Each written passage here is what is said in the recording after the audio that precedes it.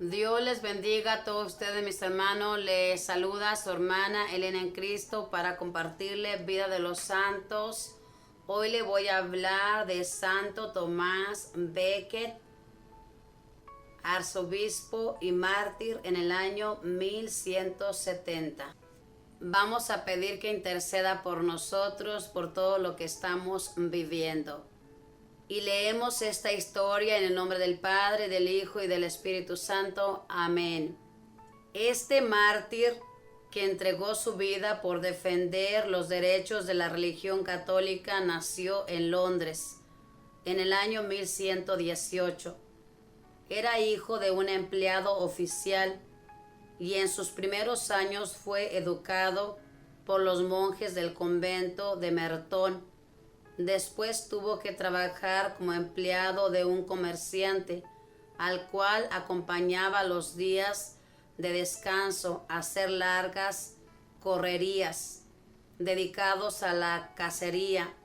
Desde entonces adquirió su gran afición por los viajes, aunque fueran por caminos muy difíciles. Un día, persiguiendo una presa de cacería, corrió con tan gran imprudencia que cayó a un canal que llevaba el agua para mover un molino. La corriente lo arrastró y ya iba a morir triturado por las ruedas, cuando sin saber cómo ni por qué el molino se detuvo instantáneamente. El joven consideró aquello como un aviso para tomar la vida más en serio. A los 24 años consiguió un puesto como ayudante del arzobispo de Inglaterra, el de Canterbury, el cual se dio cuenta de que este joven tenía cualidades excepcionales para el trabajo y le fue confiando poco a poco oficios más difíciles e importantes. Lo ordenó de diácono y lo encargó de la administración de los bienes del arzobispado. Lo envió varias veces a Roma a tratar asuntos de mucha importancia, y así Tomás llegó a ser el personaje más importante después del arzobispo en aquella iglesia de Londres.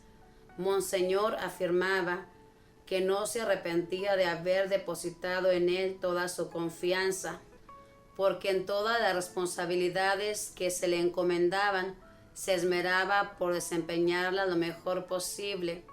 Dicen los que lo conocieron que Santo Tomás Becket era delgado de cuerpo y semblante pálido, cabello oscuro, nariz larga y facciones muy varoniles. Su carácter alegre lo hacía atractivo y agradable en sus conversaciones. Sumamente franco, trataba de decir siempre la verdad, de no andar fingiendo lo que no sentía, pero siempre con el mayor respeto. Sabía expresar sus ideas de manera tan clara que a la gente le gustaba oírle explicar los asuntos de religión, porque se le entendía todo fácilmente y bien. Tomás, como buen diplomático, había obtenido que el Papa Eugenio III se hiciera muy amigo del rey de Inglaterra, Enrique II, y este, en acción de gracias por tan gran favor, nombró a nuestro santo, cuando solo tenía 36 años, como canciller o ministro de Relaciones Exteriores. Tomás puso todas sus cualidades al servicio de tan alto cargo y llegó a ser el hombre de confianza del rey. Este no hacía nada importante sin consultarle. Su presencia en el gobierno contribuyó a que dictaran leyes muy favorables para el pueblo.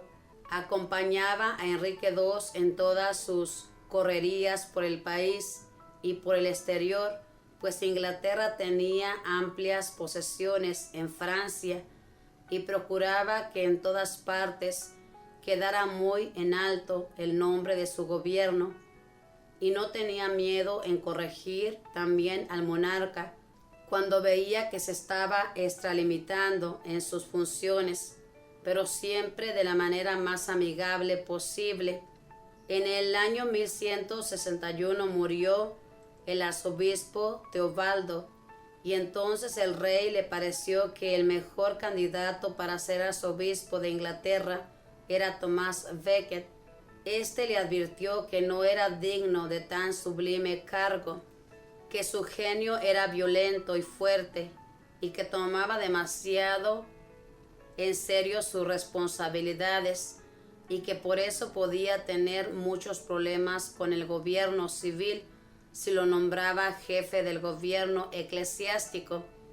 Pero su confesor decía: en su vida privada es intachable y sabe mantener una gran dignidad, aun en ocasiones peligrosas y en tentaciones de toda especie.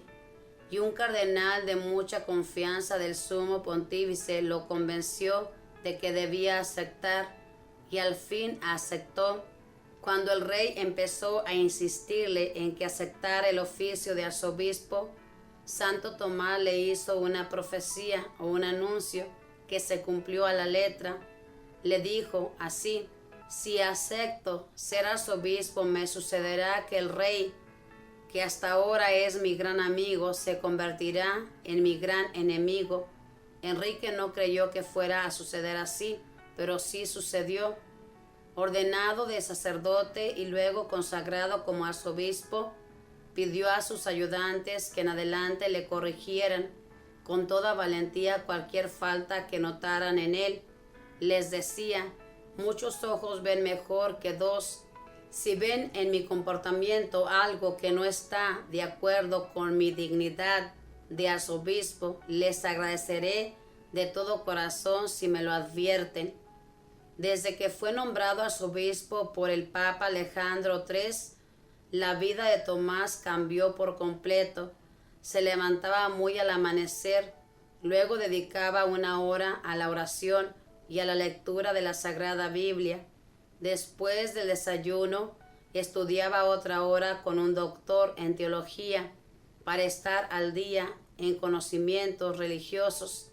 Cada día repartía él personalmente las limonas a muchísimos pobres que llegaban al palacio arzobispal.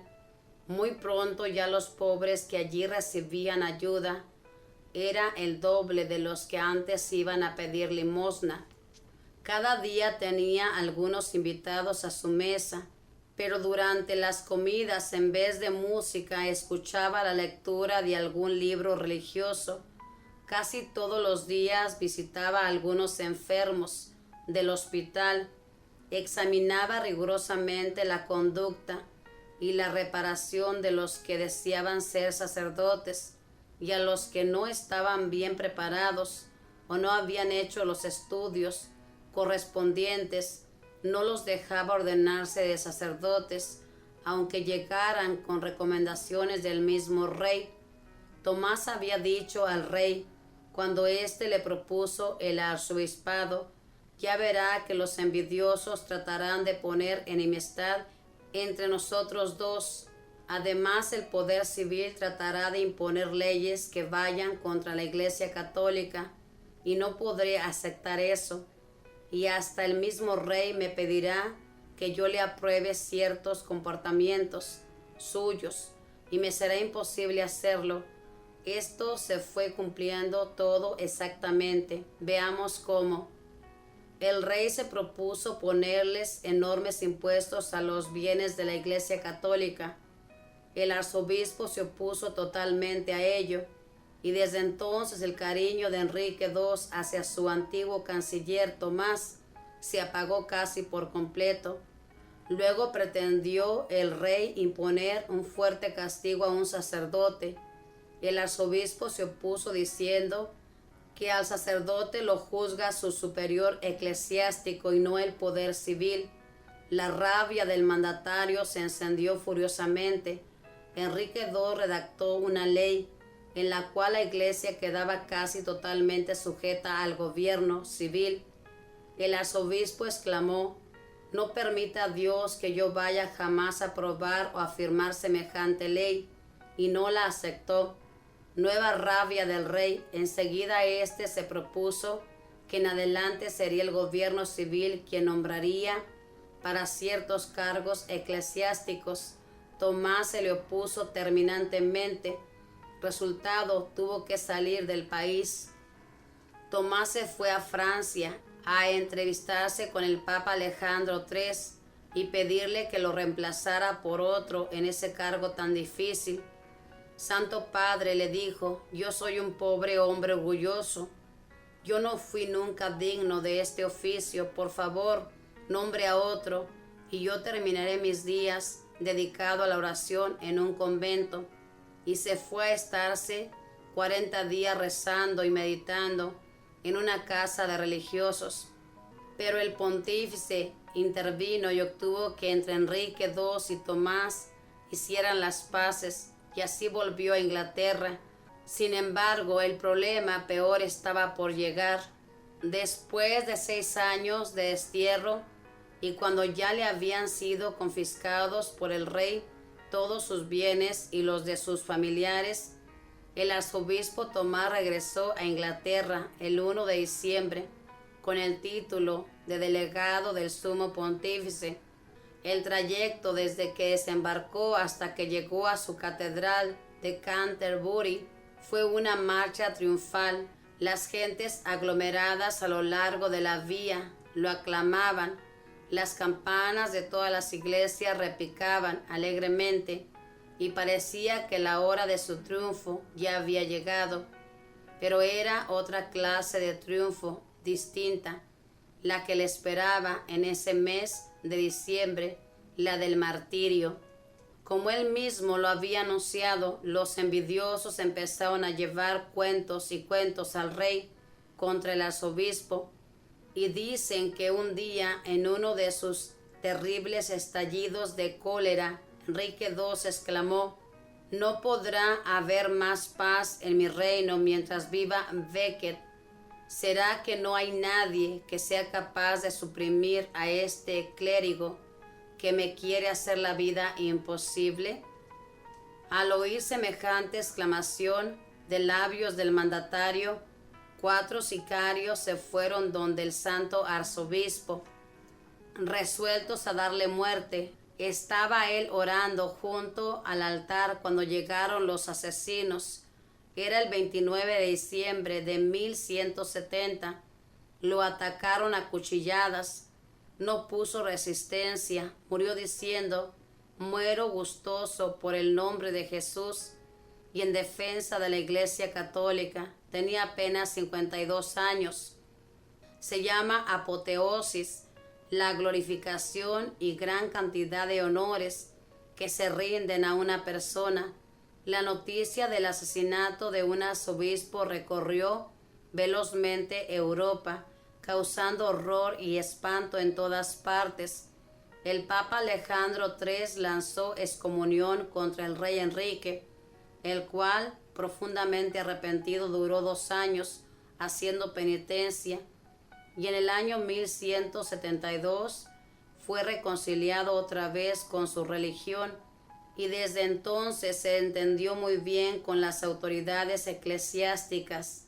El mártir Tomás consiguió después de su muerte esto que no había logrado obtener durante su vida. 3 años después el sumo pontífice lo declaró santo a causa de su martirio y por los muchos milagros que se obraron en su sepulcro. 2 personajes con nombres de Tomás ocuparon el cargo de canciller en Inglaterra, junto con 2 reyes de nombre Enrique, y ambos fueron martirizados por defender a la Santa Iglesia Católica. Santo Tomás Becket, martirizado por deseos de Enrique II, y Santo Tomás Moro, martirizado por orden del imperio del rey Enrique III. Quiera Dios que todos los hijos de la Santa Iglesia Católica en todos los sitios del mundo prefieran perder bienes, dignidades y hasta la propia vida con tal de permanecer fieles a nuestra santísima religión hasta la muerte. Que así sea. Esta es la historia de nuestro santo de este día, Santo Tomás Becket. Como usted pudo escuchar, este era amigo de un rey, un tal Enrique II, Pero este Enrique, hermanos, se quiso meter con la iglesia, gobernar la iglesia. Y este santo, aunque era amigo de este rey, no se dejó dominar por este rey, no se dejó asustar por él y no hizo lo que le agrada al hombre, sino lo que le agrada a Dios. Y esto fue lo que lo llevó a la muerte. Ojalá que nosotros tengamos la valentía, hermanos, de defender nuestra religión a costa de lo que sea, que no dejemos que nadie nos intimide y que no queramos quedar bien con nadie. ¿Cuántas de las veces nos topamos con personas que no son creyentes y a veces nos da vergüenza y callamos que somos creyentes? Ojalá que no sea su caso. Ojalá que usted sea valiente y que con toda confianza exprese que usted cree en este Dios misericordioso, en este Dios que siempre está pendiente de usted y que siempre le saca adelante, como Dios sacó adelante siempre a este santo. Seamos pues buenos católicos, esforzándonos por nuestra iglesia, cuidando de nuestra iglesia a costa de lo que sea, porque a nuestro Dios le agrada que nosotros seamos valientes. A Él le duele cuando nosotros le negamos. No neguemos a este Dios que murió en la cruz y que nos abrió las puertas del cielo. Preferamos morir antes que perder la vida eterna.